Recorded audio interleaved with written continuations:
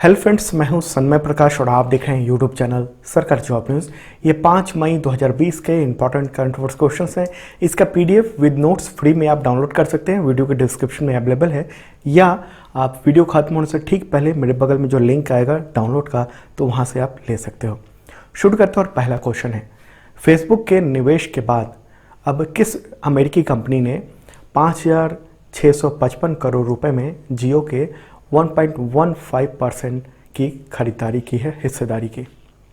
Okay, इसका answer होगा silver lake. Okay, ये अमेरिकी कंपनी है। इसका ऐलान जो है वो 4 मई को किया है रिलायंस इंडस्ट्रीज़ ने, और रिलायंस इंडस्ट्रीज़ की कंपनी है जियो प्लेटफॉर्म्स लिमिटेड, तो उसी में इस कंपनी ने जो है हिस्सा लिया है। तो क्या है ये सिल्वर लेक कंपनी, पहला सवाल उठता है।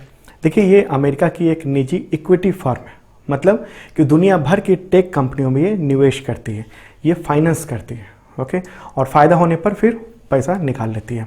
तो इस कंपनी ने बहुत सारी दूसरी कंपनियों में भी इन्वेस्ट किया हुआ है दुनिया भर के, जैसे Airbnb, Alibaba, art finance, alphabet की वेरेली एंड वाइमो यूनिट्स। अल्फ़ाबेट यानी गूगल की जो पेरेंट कंपनी है, उसकी जो कई सारी और कंपनियां हैं, तो उसमें किया हुआ है, डेल टेक्नोलॉजी में किया हुआ है, ट्विटर में किया हुआ है। तो बहुत सारे जो टेक्नोलॉजी कंपनियां उन सब में निवेश किया हुआ है। तो अब उसने यहाँ भी अपना हाथ डाला है, यहाँ भी निवेश किया है। ओके, और आपको पता ही है, मैंने बताया था पहले भी कि पिछले महीने ही फेसबुक ने 9.99% की हिस्सेदारी खरीदी थी जियो प्लेटफॉर्म में 43,574 करोड़ रुपए में। ओके, तो फेसबुक वाला जो निवेश था वो अब तक का सबसे बड़ा विदेशी निवेश है इंडिया में। ओके, तो अब ये किया है, ठीक है। अच्छा, रिलायंस इंडस्ट्रीज जो है वो जियो की यानी जियो प्लेटफॉर्म्स का जो शेयर है वो लगातार बेच रही है। क्यों? दरअसल क्या है कि रिलायंस इंडस्ट्रीज चाह रही है कि उस पर जो जितना कर्ज है वो ख़त्म हो जाए मार्च 2021 तक। इसका ऐलान भी मुकेश अंबानी ने किया हुआ था पहले। तो उसी के तहत रिलायंस जो है अपनी हिस्सेदारी को बेच रही है, और रिलायंस ने सऊदी अरब की तेल कंपनी जो आरामको है उसके साथ भी हिस्सेदारी बेचने का समझौता किया हुआ है। हालांकि कोविड-19 की वजह से इसमें देर हो रही है। तो ये सब बातें हैं। चलिए अगला क्वेश्चन लेते हैं। दोस्तों, पसंद आए लाइक बटन जरूर दबाना, और तमाम मित्रों को, दोस्तों को शेयर जरूर कर देना ये वीडियो। क्वेश्चन होगा, गुट निरपेक्ष आंदोलन यानी NAN, तो इन देशों के राष्ट्राध्यक्षों की वर्चुअल बैठक 4 PM नरेंद्र मोदी शामिल हुए इसमें। तो ये किसकी अध्यक्षता में ये बैठक हुई? इसका आंसर होगा इल्हाम अलीवेव।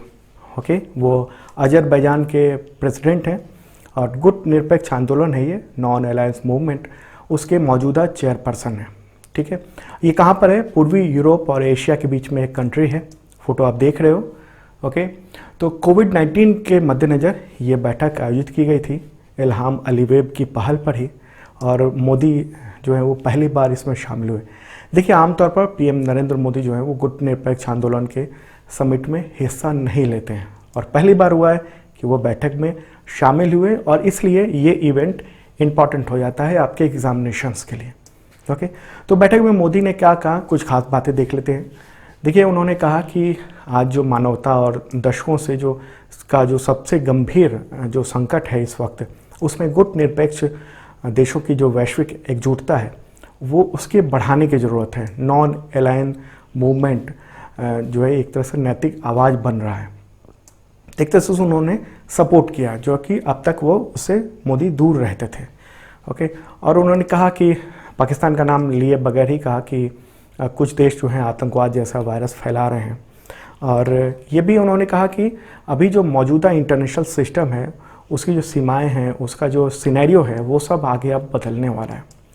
तो अब इम्पॉर्टेंट सवाल ये होता है आपके एग्जामिनेशन के लिए कि गुट निरपेक्ष आंदोलन है क्या? आप में से बहुत सारे लोगों को पता होगा जो UPSC और PCS के एग्जामिनेशन की तैयारी कर रहे हैं, और जिनको नहीं पता है उनको बता दूं।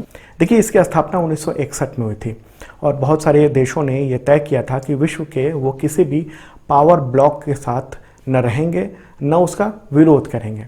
और ये जो आंदोलन है वो भारत के पहले प्रधानमंत्री पंडित जवाहरलाल नेहरू, मिस्र के पूर्व राष्ट्रपति गमाल अब्दुल नासिर, और यूगोस्लाविया के राष्ट्रपति जोसेफ ब्रॉज टीटो ने शुरू किया था मिलकर। स्थापना तो अप्रैल 1961 में हुई थी, लेकिन इसके बनाने का जो विचार है वो 1950 में आ गया था। और आपको बता दूं कि यूएन यानी संयुक्त राष्ट्र के बाद देशों की सदस्यता के मामले में ये जो एनएएम है वो दुनिया भर का सबसे बड़ा दूसरा प्लेटफॉर्म है, दूसरा सबसे बड़ा। पहला है संयुक्त राष्ट्र, उसके बाद ये प्लेटफॉर्म है जो कि एनएएम है। ओके, और वर्तमान में इस संगठन के जो सदस्य हैं वो 120 देश हैं और 17 देश जो हैं वो पर्यवेक्षक हैं, ऑब्जर्वर हैं। तो मैप में आप देख रहे हो मेरे बगल में गहरे नीले रंग का जितने भी कंट्री हैं वो सब जो है मेंबर कंट्री हैं। ओके, और हल्का नीला वाला जो कलर है वो सब ऑब्जर्वर कंट्री हैं। और इसमें खासतौर पर थर्ड वर्ल्ड यानी जो विकासशील देश हैं, डेवलपिंग कंट्री है, वो सब इसके मेंबर हैं। तो क्यों बना था ये गुटनिरपेक्ष आंदोलन, ये ज़रूरत क्या पड़ी? देखिए, दरअसल हुआ ये कि सेकेंड वर्ल्ड वार जब खत्म हुआ उसके बाद पूरी दुनिया दो हिस्से में, दो गुट में बट गई थी। एक अमेरिका और एक सोवियत संघ, जो उस समय सोवियत संघ था, अब रूस हो गया है टूटकर। तो इन दोनों गुटों के बीच में बढ़ गए थे। कुछ देश उसके खेमे में थे, कुछ देश उसके खेमे में थे। और अमेरिका वाला जो खेमा था वो पूंजीवादी नीतियों का पोषक और समर्थक माना जाता था। तो सोवियत संघ का जो खेमा था वो समाजवादी नीतियों का माना जाता था। तो उस समय दुनिया के कई सारे देश आज़ाद हो रहे थे और हुए थे। तो उन सब ने अपने विकास और दूसरे देशों के साथ संबंध जो है वो बनाने शुरू कर रहे थे उस समय। तो ऐसे में बहुत सारे देशों ने यह तय किया कि वो किसी एक गुट में शामिल ना होकर दूसरे गुट के साथ अलग रहेंगे और गुट निरपेक्ष रहेंगे, मतलब किसी के साथ नहीं रहेंगे, वो एक अलग समूह होगा ताकि किसी से संबंध खराब ना हो, ना अमेरिका से खराब हो संबंध, ना यूएसएसआर से संबंध खराब हो। तो इस आंदोलन में एशिया, लैटिन अमेरिका और अफ्रीकी देश शामिल थे। जवाहरलाल नेहरू के समय ये संगठन बहुत मजबूत होकर उभरा था, लेकिन धीरे धीरे उसके बाद एकजुटता प्रभाव कम होता गया। कभी हम इंडिया जो है अमेरिका के पाले में चला गया, कभी यूएस के। तो उद्देश्य क्या है इसका, एक सवाल ये भी उठता है। देखिए, जो गुट निरपेक्ष राष्ट्र हैं उनके बीच राष्ट्रीय स्वतंत्रता, क्षेत्रीय एकता, साम्राज्यवाद, जातिवाद, रंग भेद के खिलाफ आवाज़ बुलंद करना, कहीं सैनिक हमला होता है तो उसमें हस्तक्षेप करना इन देशों में, इनमें शांति रहे और किसी पावर ब्लॉक में ना रहे। ओके, और पहली बार प्रधानमंत्री नरेंद्र मोदी इसमें शामिल हुए नॉन अलाइड मूवमेंट में।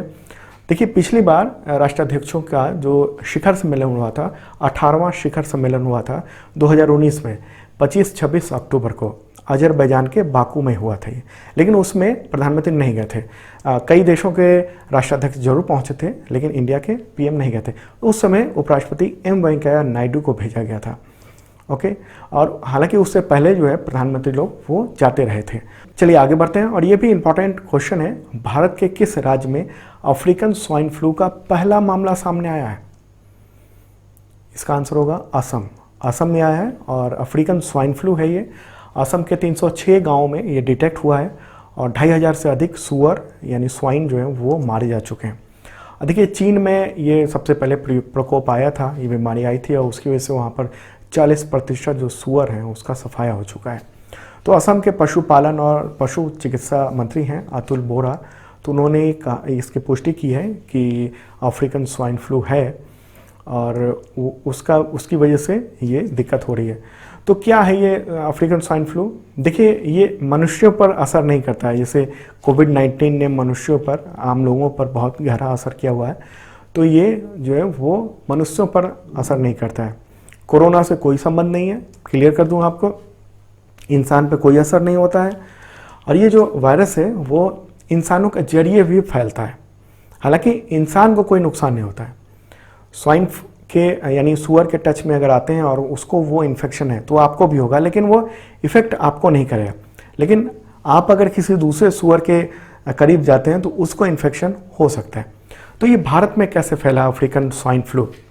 देखिए, अफ्रीकन स्वाइन फ्लू जो है पिछले साल अप्रैल में ये चीन के शिनजांग से शुरू हुआ था और चाइना में ये फैला और फिर अरुणाचल प्रदेश से चीन की सीमा लगती है, तो वहाँ से आशंका है कि वहाँ से अफ्रीकन स्वाइन फ्लू का वायरस जो है पहले अरुणाचल प्रदेश पहुँचा, फिर असम में आ गया और ज़्यादातर आवारा जो सुअर हैं उसमें पाया गया। हालांकि जो फार्म में सुअर पाले जाते हैं उनमें भी इन्फेक्शन काफ़ी मिला है। अगला क्वेश्चन लेते हैं, कोल माइनर्स डे कब मनाया जाता है? आंसर होगा 4 मई मुख्य उद्देश्य क्या है, तो खदानों में जो काम करते हैं लोग, उनके लिए ये समर्पित है, उनके सम्मान के लिए।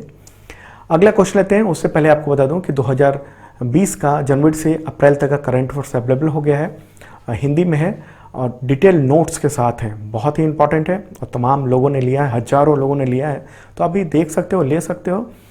600 से ज़्यादा MCQ है, डिटेल नोट्स है, 400 से ज़्यादा पन्ने हैं उसमें।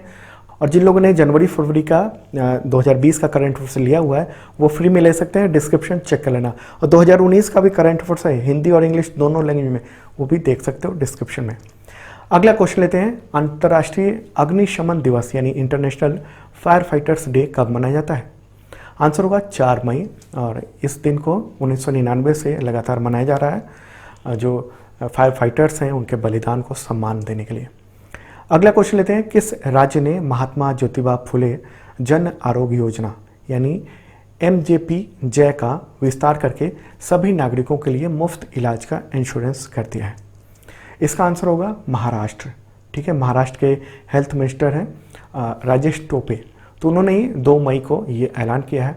देखिए, कई सारे न्यूज़पेपर में ये बताया गया है कि ये पहला राज्य है जिसने वहाँ के सभी नागरिकों को जो है हेल्थ इंश्योरेंस दे दिया है। लेकिन मैं यहाँ पर क्लियर कर देना चाहता हूँ कि इससे पहले उत्तराखंड सरकार ने मार्च 2019 में ही ऐसा किया था और ऐलान किया था, उसको इम्प्लीमेंट भी किया था। हालांकि ज़मीनी स्तर पर पूरी तरह से इम्प्लीमेंट नहीं हो पाया, लेकिन ये काम करने वाला पहला राज्य उत्तराखंड था। और अब महाराष्ट्र ने ये काम किया है, सभी को हेल्थ इंश्योरेंस दे दिया है। तो क्या है ये महात्मा ज्योतिबा फुले जन आरोग्य योजना? देखिए, ये जो योजना है वो महाराष्ट्र के 2.25 यानी 2.25 करोड़ परिवारों को कवर करता है, 85% आबादी को। और इसमें होता क्या है कि 1.5 लाख रुपए तक के मेडिकल कवर मिलता है। बीमार होने पर प्राइवेट हॉस्पिटल में इलाज करने पर 1.5 लाख तक का मेडिकल कवर मिलता है। तो अब इसके दायरे को बढ़ाकर 85% से बढ़ाकर जो 85% आबादी को दिया गया था उसको अब 100% आबादी कर दिया गया। और ये जो योजना है वो आयुष्मान भारत योजना के तर्ज पर बनाया गया था। आपको पता ही होगा कि आयुष्मान भारत योजना जो PM-JAY योजना है उसमें गरीबी रेखा से नीचे के लोगों को 5 लाख रुपए तक का इंश्योरेंस मिलता है। तो ओके, तो ये बात थी इंपॉर्टेंट। अगला क्वेश्चन है।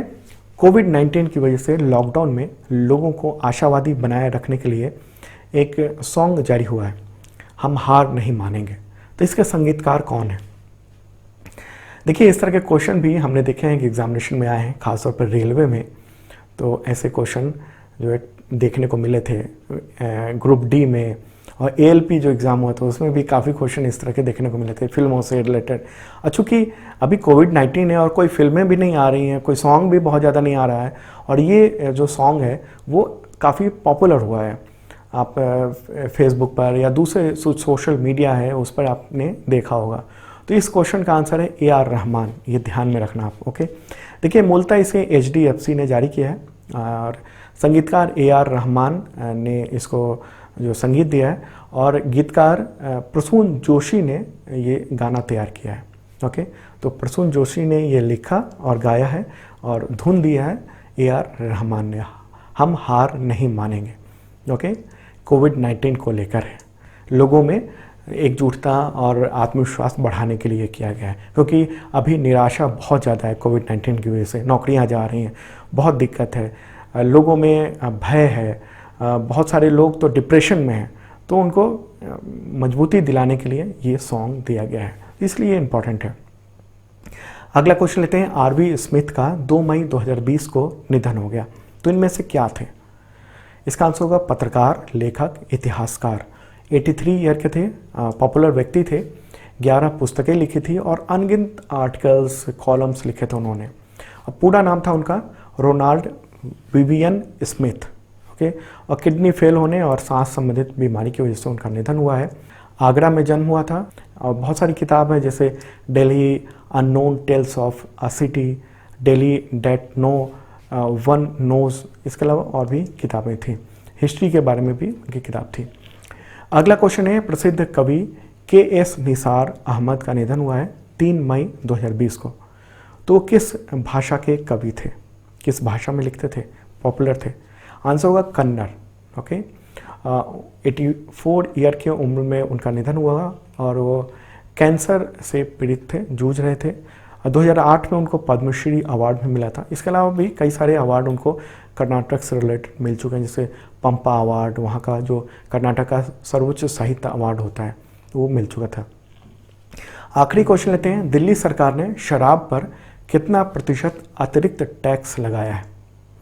आंसर होगा इसका 70%। मुख्यमंत्री अरविंद केजरीवाल ने इस टैक्स को स्पेशल कोरोना फीस नाम दिया है।